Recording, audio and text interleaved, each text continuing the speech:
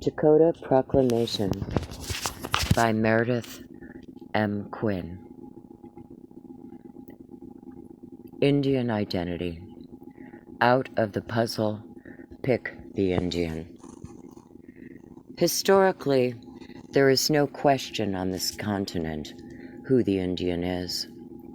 In fact, it's quite amusing that they push back the date of the Indian's existence at least 250,000 years. And for almost 500 years, anthropologists and archaeologists have each been coming up with a new idea where the Indian came from. Was it the Mongolian, Hebrew, Egyptian, Assyrians, Slavikian, or the Greek? At this stage of the game, I don't believe the Indian would mind any new theory on where he came from. The most recent being the one by the Mormon Church, who now hold ownership to the American Indian because of their Bible. They claim that a white man, or a group of white people, were the first teachers of the Indian to his culture, and the reason Indians turned brown was because we were evil. Historically, the identity of the Indian is probably the oldest in the world. As far as the Indian himself says, there is no question as to who he is or when or where he came from. But politically, technically, or legally, the American Indian has no identity within the framework of the Constitution of the United States. The Indian of this continent is highly recognized as a nation with a complete culture, but as a sovereignty, it cannot be established. There is no way that the Indian can take his rightful place in world powers, nations, or races.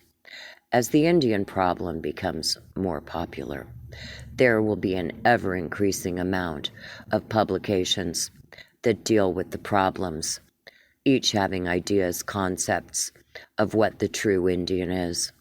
The most common phrase of these books is, "The Indian is a conquered people." The reason for this is to associate them with other minority problems. If this phrase can be accepted by the people of this country, then the Indian can be used to further gain the rights of other minorities, with the Indian getting nothing. The Indian's problem will become a very lucrative business for attorneys who see a long-range program of litigation court cases of his very complex identity. But then, the Indian has always been good business for someone because he has no legal or political identity. None of his money has ever reached him. Believe me, the time is ripe to get on the bandwagon because of the complex problem of the Indian, which would take years to untangle, and the billions of dollars in grants that will go to the study of him, and not one of the people or their organizations will ever reveal the true, real legal position of the Indian. At present, the Indian is spending every nickel and dime he can get his hands on, hoping some lawyer can get him some rights or a little freedom. Before I go any further, let me make one thing clear. In speaking about the Indian, I'm referring to the cultural Indian, or the reservation Indian, the one who for almost 500 years has fought murder, rape, extermination, embezzlement, intimidation, and termination. In this country, when the word Indian is brought up, we are speaking of two types of Indians, the urban and the reservation. Let me bring you up to date on the urban Indian, for he has a history almost 500 years old. He has many names, urban being the assimilated or terminated Indian, or one who has given up his culture or heritage for the white man's way. He has turned his back on the fight, the preservation. He will no longer maintain his support to the Indian on the reservation or his traditions. He is hard to detect because he can camouflage himself. Sometimes he appears in a business suit, white shirt, and his hair is combed like the white man shouting from the street corner, "I'm the true leader of the Indian." Another way is you'll see him with a headband. All Indians should wear headbands because they tell what clan or family he comes from. Feathers, long hair, buckskins, moccasins, medicine bag, and peace pipe. This one has read all the books on Indians written by the white man, so whatever he says or does can be backed by others who have read these same books. Next, he'll copy the traditional Indian ritual implements, read a couple of books on European witchcraft, pull a couple of parlor tricks, then state that he is a traditionalist come to save Mother Earth. He will sometimes have large pictures of past Indian leaders, and to the white folks, this will seem real Indian. What the public doesn't know is that this type of Indian falls into the same class as Indian scouts for the army who murdered former Indian leaders. His opinions often cost the lives of Indians on reservations today. He knows the cultural Indian of the reservation cannot disprove his activities or will reveal secrets which have been the very thing anthropologists and archaeologists want. There is another type of urban Indians. He claims that his family comes from a nation having 80% Indian blood, all dark-skinned. Their names are Spanish-sounding, which is Indian. They have no Jones, Andersons, Johnsons, or Quinns. These are white. They are speaking consistently that their school's government history and culture are Indian. They claim that English is a foreign language. What they fail to see is that if the Indian doesn't know what the culture, history, government, philosophy, or the religion is, who does? Using the system of interpretations of Indian pictographs, the white man taught the culture that is now being used at the University of Mexico City. The system being used is the forgotten languages of Persia and Egypt, not of the Indians, which has not been given to the world.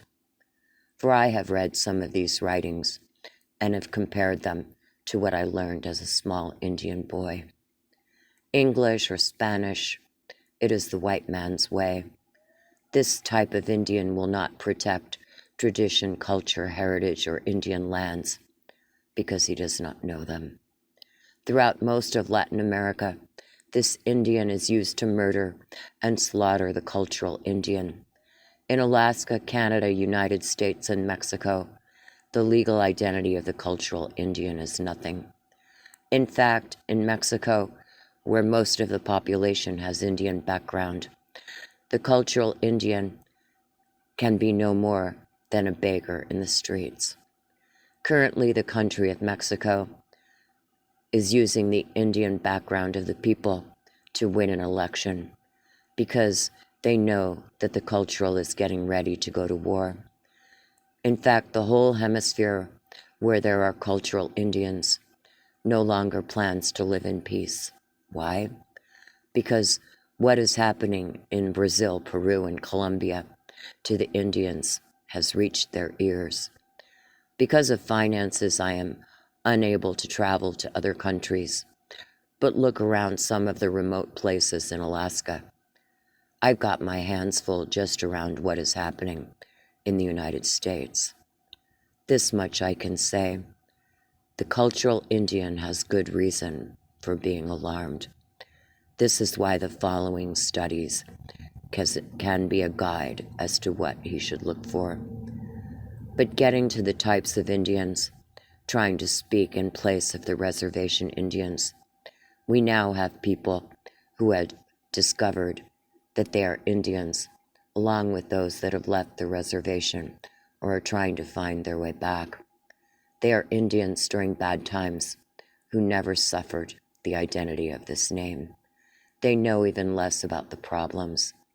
They feel that it's not being run right, so they would like to take it over.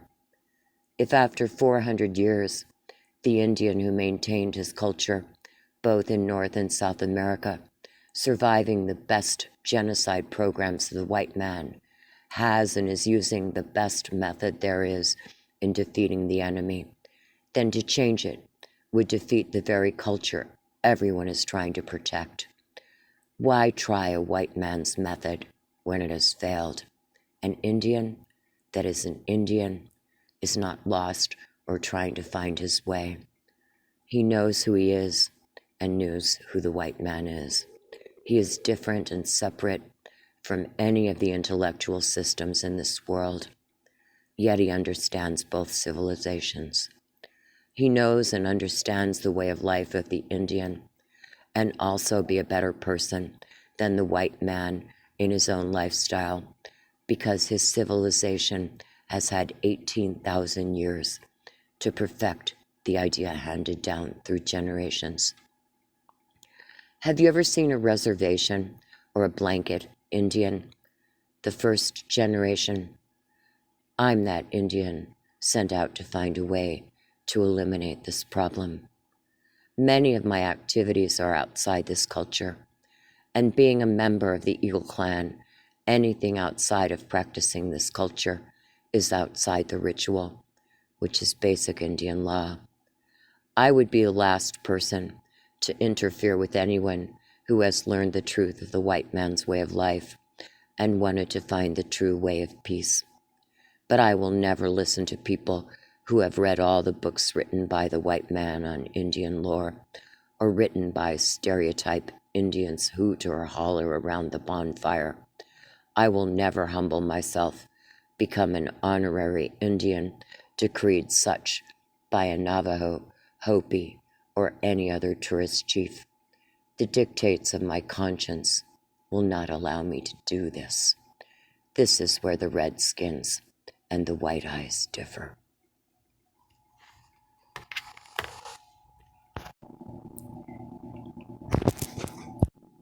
A briefing. Who is an Indian? Plus 1/4 or more Indian bloodline. Enrolled with an Indian nation, which has a treaty with the United States government.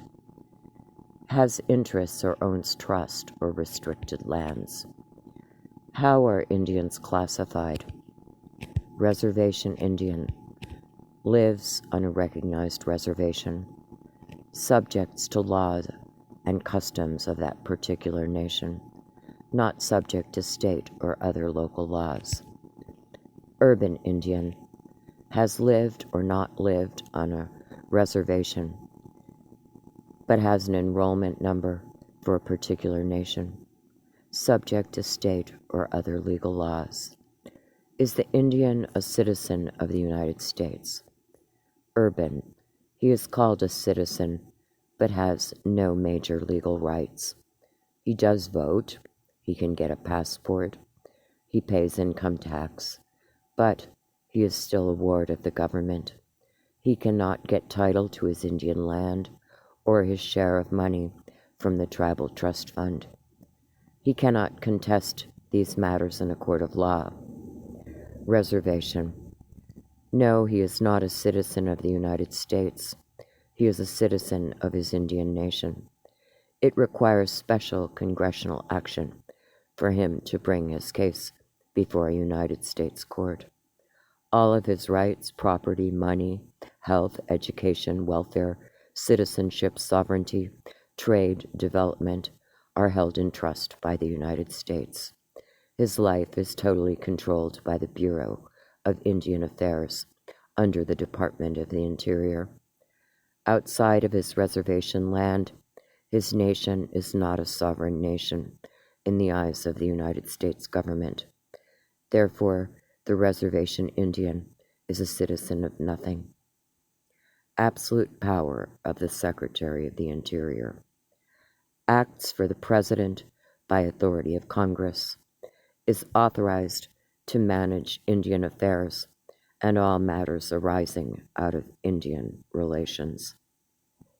Continued absolute power of the Secretary of the Interior is given wide discretionary powers in meeting the obligations of the U.S. government to its Indian wards. His actions in exercising these powers are not subject to review by the courts, and the courts cannot control these actions by writ. Keeps all records on the Indian to birth, education, census, health, welfare, marriage, medical, death, and death records, yet is not obligated to produce copies of books, records, maps, etc.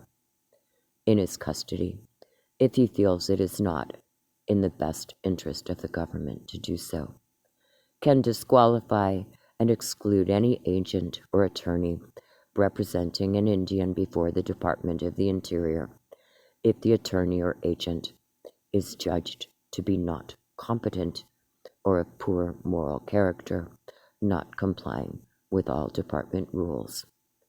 How is the Indian educated? Over 30% attend federal schools. Over 60% attend public schools. 6% attend mission or other schools, and 4% attend no schools.